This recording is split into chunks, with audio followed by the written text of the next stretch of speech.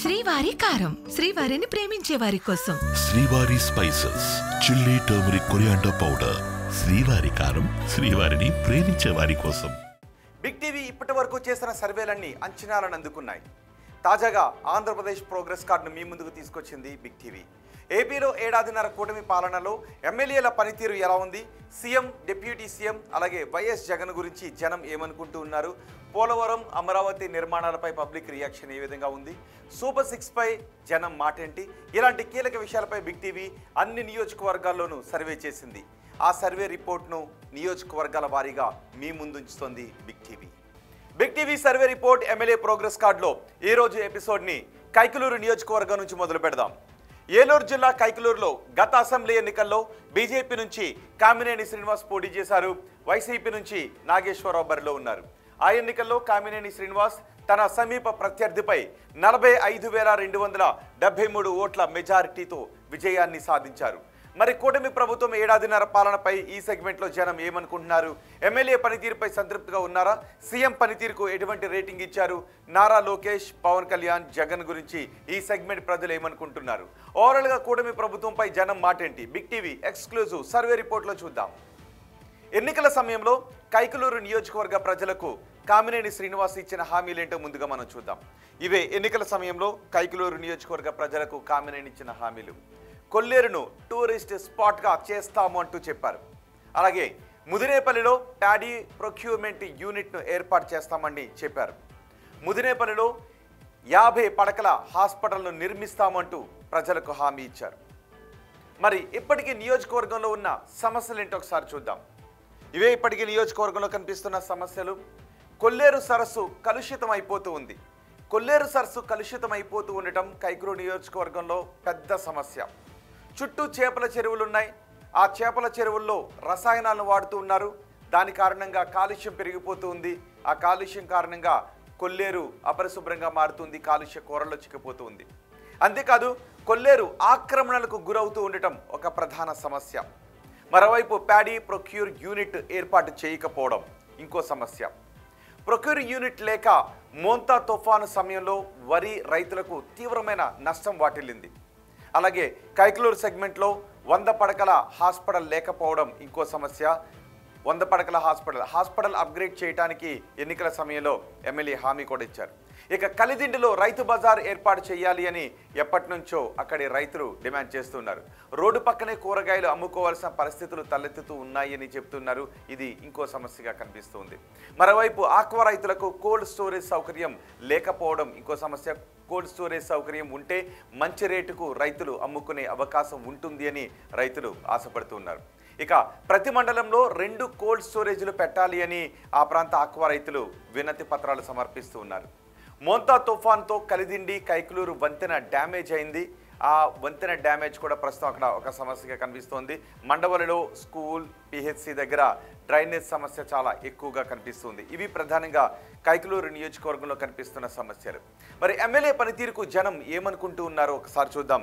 ఆయనకు నియోజకవర్గంలో పాజిటివ్గా ఉన్న అంశాలేంటి, వ్యతిరేకంగా ఉన్న అంశాలేంటి. ముందుగా పాజిటివ్గా ఉన్న అంశాలేంటి చూద్దాం. ఇవే ఎమ్మెల్యేకు నియోజకవర్గంలో పాజిటివ్గా ఉన్న అంశాలు.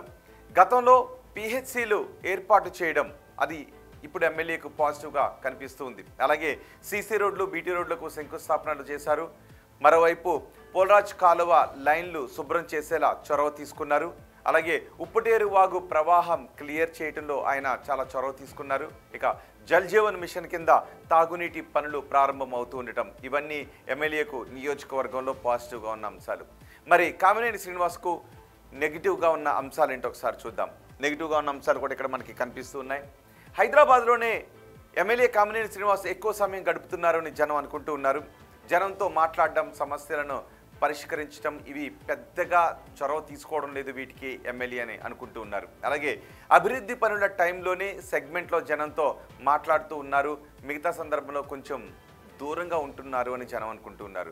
ప్రజా దర్బార్ లాంటి ప్రోగ్రామ్స్ చేపట్టకపోవడం వల్ల సమస్యలు అలాగే ఉండిపోతున్నాయి, సమస్యలకు పరిష్కారం దొరకడం లేదు అని అనుకుంటున్నారు.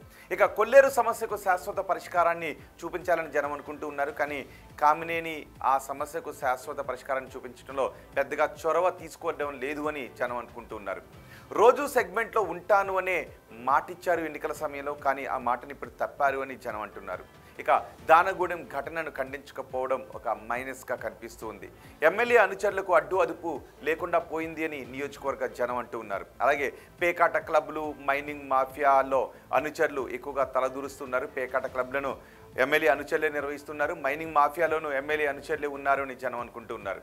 ఇక కొల్లేరు ఆక్వా మాఫియాకు చెక్ పెట్టడంలో ఎమ్మెల్యే ఎటువంటి చొరవ తీసుకోలేకపోతున్నారు అని నియోజకవర్గ ప్రజలు అనుకుంటూ ఉన్నారు. మరోవైపు మార్కెట్ యార్డ్ నామినేటెడ్ పోస్ట్ భర్తీ చేయకపోవడం కూడా ఇంకో సమస్యగా కనిపిస్తోంది. అది ఎమ్మెల్యేకు నెగిటివ్గా మారుతుంది.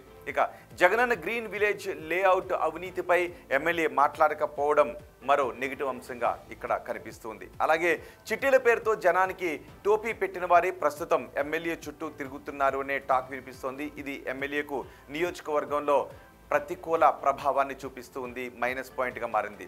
ఇక నందిగామ లంకకు రోడ్డు నిర్మాణ హామీ ఏమైంది అని జనం అడుగుతూ ఉన్నారు. అలాగే ఎమ్మెల్యే పిఏల చుట్టూని అవినీతి ఆరోపణలు ఎక్కువగా ఉండటం ఇవన్నీ ఎమ్మెల్యేపై నెగిటివ్ ప్రభావాన్ని చూపిస్తూ ఉన్నాయి.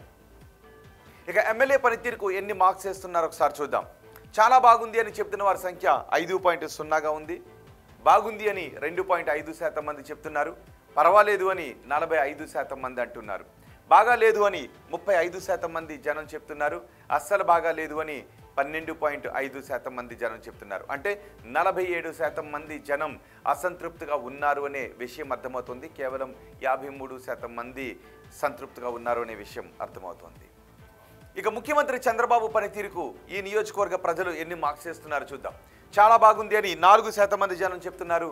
బాగుంది అని 19% మంది జనం అంటున్నారు. పర్వాలేదు అని 66% మంది జనం చెప్తున్నారు.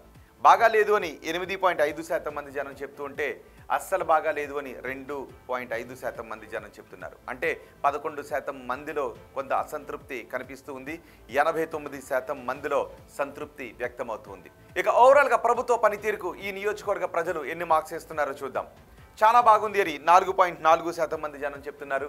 బాగుంది అని 11% మంది జనం అంటున్నారు. పర్వాలేదు అని 63% మంది జనం చెప్తుంటే బాగా లేదు అని 17.3% మంది జనం చెప్తున్నారు.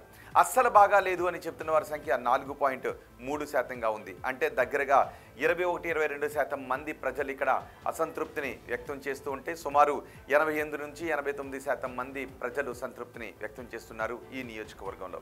ఇక ప్రతిపక్ష నేత జగన్ పనితీరుకు కైకలూరు నియోజకవర్గ ప్రజలు ఎన్ని మార్క్స్ వేస్తున్నారో చూద్దాం. చాలా బాగుంది అని 5% మంది జనం చెప్తున్నారు. బాగుంది అని 22.5% మంది జనం అంటున్నారు. పర్వాలేదు అని 27.5% మంది జనం చెప్తున్నారు. బాగా లేదు అని 42.5% మంది జనం అంటున్నారు. అస్సలు బాగా లేదు అని చెప్తున్న వారి సంఖ్య 2.5%గా కనిపిస్తుంది. ఇక ఉప ముఖ్యమంత్రి పవన్ కళ్యాణ్ పనితీరుకు ఎన్ని మార్క్స్ వేస్తున్నారో చూద్దాం. చాలా బాగుంది అని 4.8% మంది జనం చెప్తున్నారు. బాగుంది అని 7.1% మంది జనం అంటున్నారు. పర్వాలేదు అని 50% మంది జనం చెప్తున్నారు. బాగాలేదు అని 31% మంది జనం చెప్తున్నారు. అస్సలు బాగాలేదు అని 7.1% మంది జనం చెప్తున్నారు. అంటే 38% మంది జనం కొంత అసంతృప్తిని వ్యక్తం చేస్తున్నారు. మిగిలిన జనం సంతృప్తిని వ్యక్తం చేస్తున్నారు. ఇక మంత్రి నారా లోకేష్ పనితీరుకు ఎన్ని మార్క్స్ ఇస్తున్నారో చూద్దాం. చాలా బాగుంది అని 6.8% మంది చెప్తున్నారు. బాగుంది అని 9.1% మంది జనం చెప్తున్నారు. పర్వాలేదు అని 55.7% మంది జనం చెప్తున్నారు. బాగాలేదు అని 22.7% మంది జనం చెప్తుంటే అస్సలు బాగాలేదు అని చెప్తున్న వారి సంఖ్య 5.7%గా ఉంది. అంటే దగ్గరగా 30% మంది జనం ఇక్కడ కొంత అసంతృప్తిగా ఉన్నట్టుగా కనిపిస్తోంది. సుమారు 70% మంది జనంలో మాత్రం సంతృప్తి వ్యక్తమవుతుంది. అంటే సుమారు 28% మంది ప్రజల్లో కొంత అసంతృప్తి కనిపిస్తూ ఉంటే మిగిలిన జనం సంతృప్తిని వ్యక్తం చేస్తున్నారు. ఇక అమరావతి పనులు పూర్తవుతాయనుకుంటున్నారని అడిగిన ప్రశ్నకు పూర్తవుతాయి అని 22.5% మంది జనం చెప్తున్నారు. కావు అని 20% మంది జనం అంటూ ఉన్నారు. కావచ్చు అని 32.5% మంది జనం చెప్తున్నారు. తెలియదు అని 25% మంది జనం అంటున్నారు. అమరావతి కోసం అదనపు భూసేకరణ చేయాల్సిన అవసరం ఉందా అని అడిగితే చెయ్యాలి అని 7.3% మంది జనం చెప్తున్నారు. వద్దు అని 56.1% మంది జనం అంటున్నారు. చేస్తే బాగుంటుంది అని 12.2% మంది జనం చెప్తున్నారు. తెలియదు అని 24.4% మంది జనం అంటున్నారు. ఇక పోలవరం ప్రాజెక్టు పూర్తవుతుంది అనుకుంటున్నారని అడిగిన ప్రశ్నకు పూర్తవుతుంది అని 17.5% మంది జనం చెప్పారు. పూర్తి కాదు అని 20% మంది జనం అన్నారు. కావచ్చు అని 27.5% మంది జనం చెబుతూ ఉంటే తెలియదు అని 35% మంది జనం అంటున్నారు. కూటమి ప్రభుత్వంలో ఉద్యోగ అవకాశాలు పెరిగాయా అని అడిగిన ప్రశ్నకు పెరిగాయి అని 11.4% మంది చెప్పారు. పెరగలేదు అని 81.8% మంది జనం చెప్పారు. పెరిగి ఉండొచ్చు అని 2.3% మంది జనం చెప్తుంటే తెలియదు అని 4.5% మంది జనం అంటున్నారు. వచ్చే ఎన్నికల్లో వైసీపీ అధికారంలోకి వస్తుందనుకుంటున్నారా అని అడిగిన ప్రశ్నకు వస్తుంది అని 25% మంది జనం చెప్తున్నారు. రాదు అని 35% మంది జనం అంటున్నారు. రావచ్చు అని 15% మంది జనం చెప్తున్నారు. తెలియదు అని 25% మంది జనం అంటున్నారు.